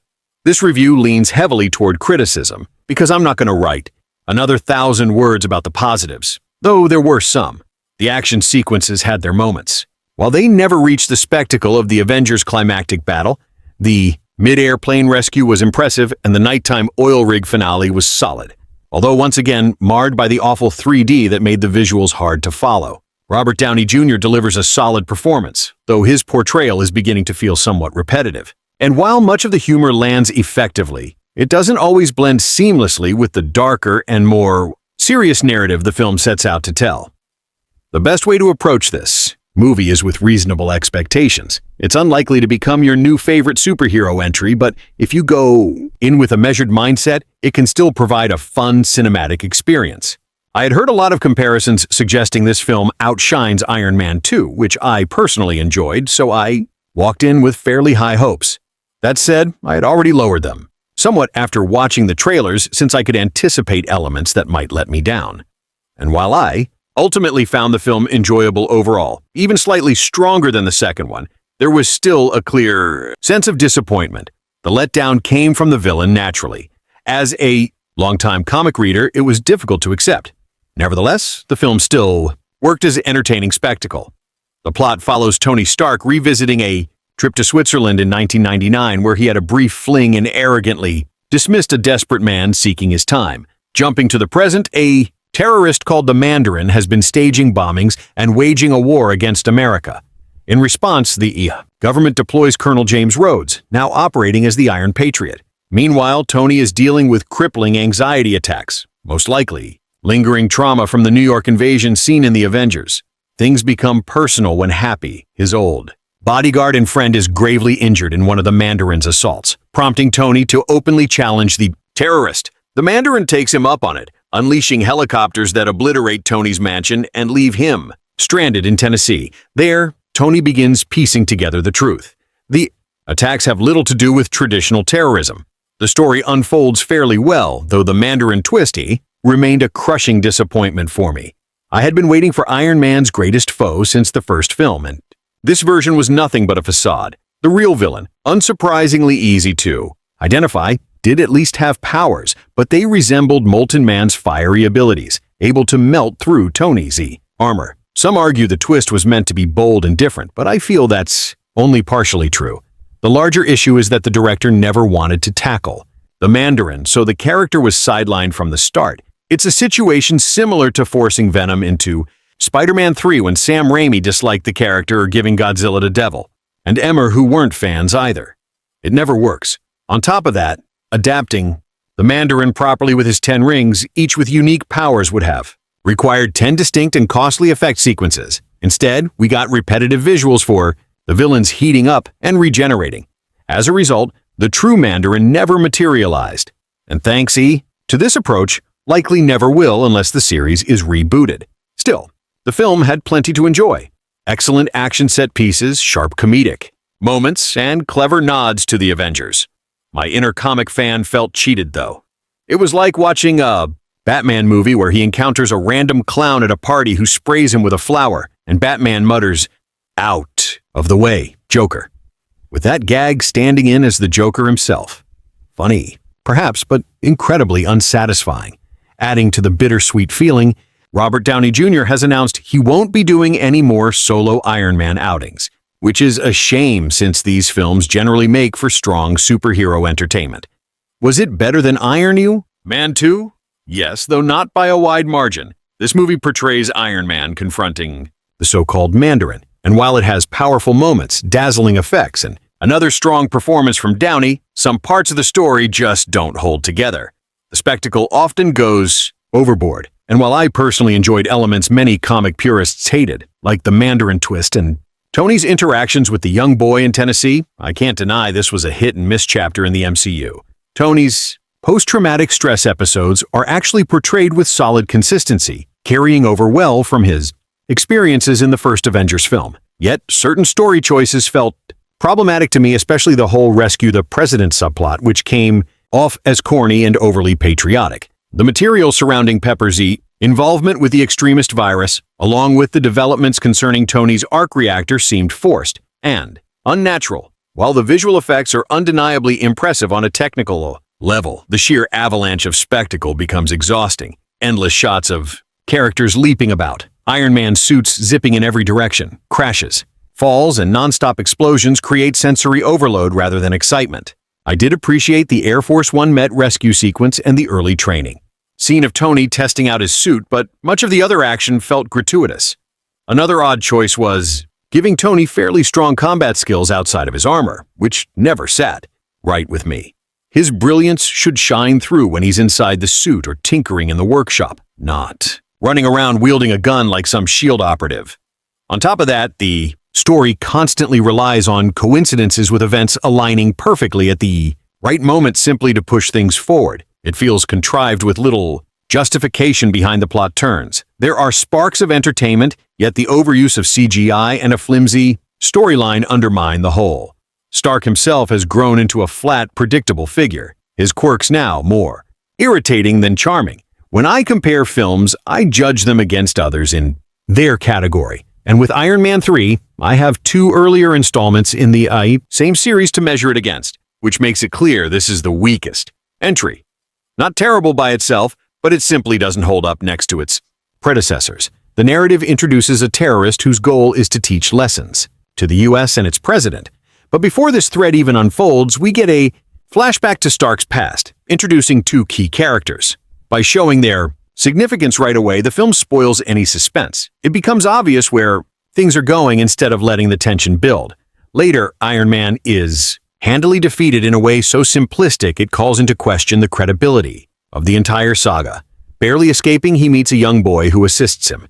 And honestly, this was the film's saving grace. Their relationship provided the only genuine heart. Eventually, the real twist arrives, but it's so implausible it made me laugh. The villain's grand plan involves advancing human evolution and solving the world's energy problems, all in the name of revenge and terror. Then Iron Man just takes him down. Anyway, the conclusion is dreadful.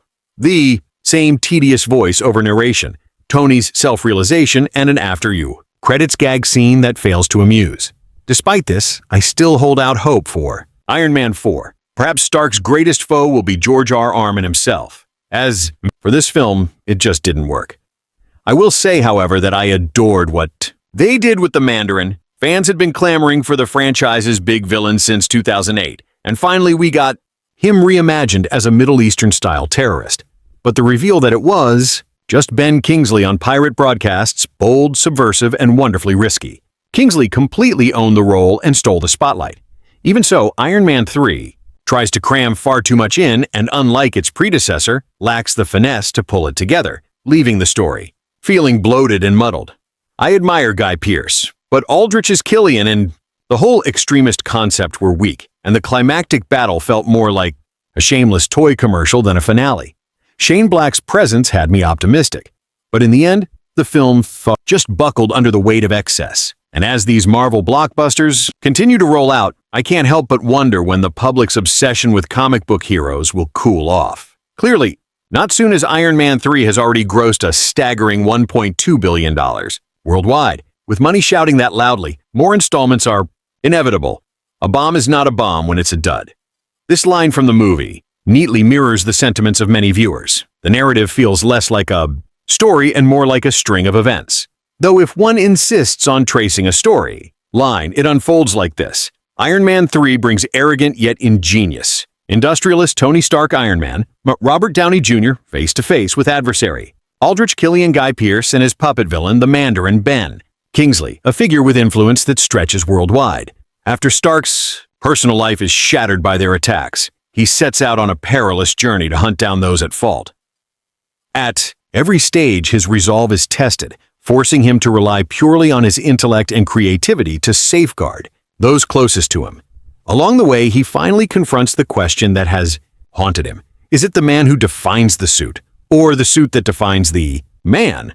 On the surface, it sounds like there's a compelling tale here. Yet the screenplay crafted by Drew Pearce, Shane Black, Stan Lee, Don Heck, Larry Lieber, Jack Kirby, Warren Ellis, Adi Granoff. Quite a lineup mostly serves up sharp one-liners for entertainment, while the real star is the special effects department. Performances by Gwyneth Paltrow, Don Cheadle, Rebecca Hall, Jon Favreau, Ty Simpkins, Paul Bettany's voice, plus cameos from recognizable TV figures all help keep the action lively, and in 3D it turns into a spectacle. Still, these escapist blockbusters are beginning to feel repetitive, though they continue to fill producers' wallets. Reviewer Grady Harp, January 14th, jokingly suggests that zoning officials should make Tony Stark rebuild his iconic cliffside mansion on the East Coast for Iron Man 4 so the inevitable debris from its destruction by terrorists would wash toward Europe, instead of cluttering America's Pacific shores alongside Japanese tsunami wreckage.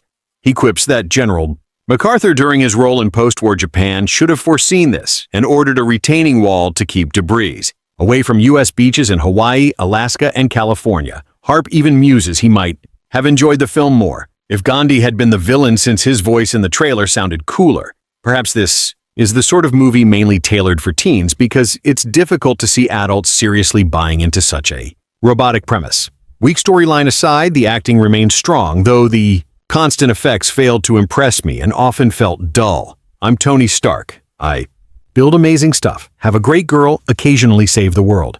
So why can't I sleep? He asks. The answer lies with Shane Black's direction, which makes this third outing the most intriguing superhero tale since Superman's debut. Robert Downey Jr., with his sarcastic wit, conflicted energy, and natural charisma, embodies Stark as a sulk as a modern hero and flawed human, battling a terrorist threat. Mandarin Kingsley is designed as a Bin Laden-like figure paired with Killian, a chilling Guy Pearce. Yet Stark's deepest foe is himself, haunted, restless, and sleepless over the contradictions of his mission. The film hits all the thriller beats, but Black injects his lethal weapon-riding chops and his love of classic comedies into the banter, especially between Stark, Pepper, Paltrow, and Colonel Rhodes, Don Cheadle. Still, the most memorable dynamic comes from Ty Simpkins as Harley Kenner, the quick-witted boy who aids Stark, not just with gadgets, but with dialogue as sharp and rapid-fire as old screwball comedies. While Stark is a quip machine, it's in moments like this that I realize just how much of a superhero I really am. He jokes while suiting up. The humor, shared with his allies, particularly Harley, lands with more depth than the endless missiles, proving that the Rep-RT carries as much weight as the explosions. What really stood out to me and elevated the film beyond being just another thriller was its clever and sharp dialogue. Still, I couldn't help but notice that this is the fourth film in just a short span of months that places the U.S. president in peril. Alongside Olympus has fallen G.I. Joe and the soon-to-arrive White House. Down. This recurring theme suggests a cultural unease about the fragility of our open democracy embodied through the image of a vulnerable president. Usually, I grow tired of endless explosions and body counts, and it fascinates me how easily we accept the constant stream of on-screen terrorism from 9/11's inspired narratives, all the way to Iron Man 3. Perhaps such blockbuster escapism serves as a form of catharsis, reassuring us by showing America, its leaders, and its people triumph against chaos. On the lighter side, if such analysis feels too heavy, the film still delivers dazzling visuals, a skilled cast, and satisfying resolutions that reflect the resilience of the American spirit, echoing FDR's timeless line, "The only thing we have to fear is fear itself." That said, I worry Man of Steel might suffer the same fate, overloading on humor, while giving only a fraction of its runtime to genuine superhero action, and some information about it. How do you like our today's video? Please let us know by commenting, and if you like this video, please like it, share it, and don't forget to subscribe to our channel. Thanks for watching, all.